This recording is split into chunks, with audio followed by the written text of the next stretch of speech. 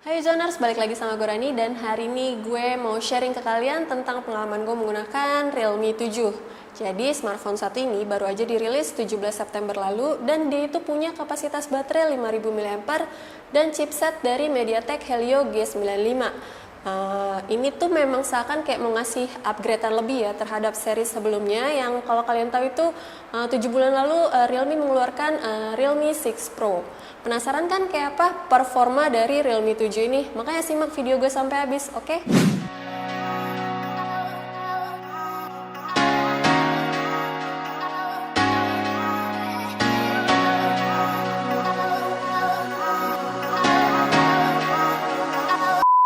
Nah, hal pertama yang mau gue sharing ke kalian dari Realme 7 ini adalah desainnya yang menurut gue sebenarnya tuh standar ya, nggak ada yang wah-wah banget sebenarnya. Kenapa? Karena dia hadir dengan dimensi 162,3 x 75,4 x 9,4 mm dan beratnya itu kan 196,5 gram. Jadi menurut gue smartphone satu ini tuh emang pas sih di tangan dan nggak berat. Desain rumah kamera di bodi belakang smartphone ini juga kelihatan minimalis. Dia itu bentuknya persegi panjang ke bawah dengan tampilan lensa kamera kecil di dalamnya. Makanya gue bilang kalau misalkan smartphone ini ya biasa aja, standar lah smartphone kekinian zaman now. Nah, belum lagi pendar cahaya yang diusung oleh bodi belakang Realme 7 ini. Kalau misalkan kalian lihat sekilas, ini tuh kesannya tuh mewah banget karena ada aksen seperti kaca yang kalau kena cahaya matahari atau kena cahaya lampu itu akan berpendar. Nah, tapi sebenarnya dia itu bukan berbahan kaca, dia berbahan polikarbonat. Tapi di sini gue ngerasa kesan yang gue dapat saat menggenggam smartphone ini tuh kurang solid, terutama terhadap bodi belakang ponselnya. Kayak ada bagian yang kopong gitu di belakangnya. Meski sebenarnya tuh ya fine-fine aja. Oh ya, bicara soal layar, kesan gue terhadap Realme 7 ini ya layarnya cerah, cukup lebar juga. Karena kan memang dia udah dibekali sama teknologi layar IPS LCD yang juga dipadu dengan ukuran layarnya yang 6,5 inci. Jadi rasio bodi ke layarnya itu sekitar 83,4%. Pas banget buat gue streaming atau buat gue bermain game. Gak cuma itu, dia juga punya refresh rate 90 Hz.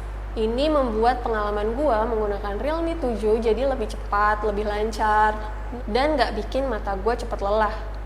Oh iya, selain dibekali dengan chipset MediaTek Helio G95, Realme 7 ini juga punya RAM yang cukup besar loh. Dia itu RAM-nya 8GB dan memori penyimpanannya itu 128 GB. Di sini gue ngerasa nyaman banget, ngerasa dimanjain, terutama saat gue bermain PUBG. Meski saat gue mencoba mengutak-atik pengaturan grafisnya itu dia mentok di HD aja ya, dan frame rate-nya itu high. Oh ya, ada satu sih ketidaknyamanan yang gue rasakan saat gue menggunakan smartphone satu ini, yaitu saat gue bermain game selama kurang lebih sejam. Bodi belakang Realme 7 ini lumayan terasa panas, terutama di area sekitar kameranya. Jadi gue kurang nyaman sih kalau misalkan main game lama-lama di smartphone ini. Padahal kapasitas baterainya kan cukup besar ya, 5000 mAh, yang juga didukung dengan teknologi Dark Charge 30 Watt, sehingga saat baterai gue habis, itu untuk pengisian dayanya hingga full hanya memakan waktu sekitar sejam. Nah, ini adalah hasil tes gue terhadap Realme 7 menggunakan beberapa aplikasi benchmark. Sekarang kita beralih ke kameranya. Realme 7 ini kan dia punya quad kamera di bodi belakang yang masing-masing beresolusi 64 MP untuk lensa utama, 8 MP untuk lensa ultra wide, 2 MP untuk lensa makro, dan 2 MP untuk lensa black and white portrait. Nah, pas gue menggunakan kamera di smartphone satu ini, gue merasa hasilnya itu kurang memuaskan sih. Gue bisa lihat di sini komposisi warnanya yang menurut gue kurang pas lantaran warna asli dari objek yang gue tangkap nggak terlalu stand out. Jadi seakan kayak dia punya color correction sendiri gitu. Terus juga di sini kan ada fitur AI, tapi pas gue coba kayaknya nggak ada perbedaan mencolok ya antara keduanya. Begitupun dengan mode makronya. Memang sih lensa makro di Realme 7 ini bisa menangkap objek kecil secara detail. Tapi efek bokeh yang dihasilkan di sini gue merasa itu nggak terlalu halus di mata gue. Better pakai mode portrait yang bisa memperlihatkan objek utama lebih jelas dengan efek bokeh yang menurut gue lebih baik dibanding menggunakan mode makro. Meski gitu, gue cukup puas sebenarnya dengan hasil dari mode night di kamera Realme 7 ini. Hasilnya cerah dan fokusnya pun jelas. Ini cocok banget sih buat kalian yang mungkin suka foto di malam hari dan diunggah di media sosial. Sementara kalau misalkan soal videonya, Realme 7 ini udah mendukung perekaman video hingga resolusi 4K. Ditambah dengan fitur stabilisasi yaitu Ultra Steady, di mana fitur ini tuh mirip banget sama yang ada di Realme X50 Pro. Sementara untuk perekaman video dengan resolusi 1080 pixel dan 30 fps, hasilnya tuh cukup stabil ya, meski cahaya yang ditangkap oleh lensa kamera nggak terlalu konsisten. Jadi saat gue merekam video, efeknya tuh kayak ada cahaya kedip-kedip gitu loh. Nah, kalau misalkan ngomongin kamera selfie-nya, Realme 7 ini cuma punya satu lensa kamera yang resolusinya itu 16 megapiksel. Nah, di sini hasilnya itu ya so-so ya. Kelihatan banget di sini wajah gue yang lebih mulus, lebih cerah berkat lensa kameranya. Oh ya, di mode kamera selfie ini juga punya banyak filter untuk mempercantik wajah gue seakan-akan kayak gue mau operasi plastik gitu, jadi lebih mulus segala macem. Di sini ada fitur thinner face, bigger eyes, smaller nose, touch up dan lain-lain.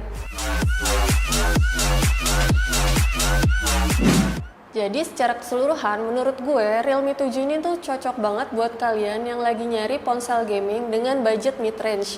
Jadi dia tuh kan punya kapasitas baterai yang cukup besar ya, 5000 mAh. Ditambah lagi dengan chipsetnya yang memang didesain khusus untuk mendukung performa gaming kamu. Ditambah lagi dia juga punya teknologi refresh rate 90 Hz yang membuat pengalaman gaming gue khususnya itu jadi lebih lancar, lebih enak dan lebih bisa diandalkan. Gak cuman itu, Realme 7 ini juga udah dibekali dengan fitur NFC yang menurut gue ini tuh berguna banget. Kan kebanyakan fitur NFC itu disematkan di smartphone flagship. Tapi di Realme 7 dia punya fitur NFC yang menurut gue ini akan jadi nilai tambah dan layak untuk direkomendasikan. Jadi that's it video gue hari ini. Semoga kalian suka. Kalau misalnya suka, kalian like dan juga share. Dan jangan lupa juga subscribe channel Uzone Indonesia. Sampai jumpa di video selanjutnya. Bye!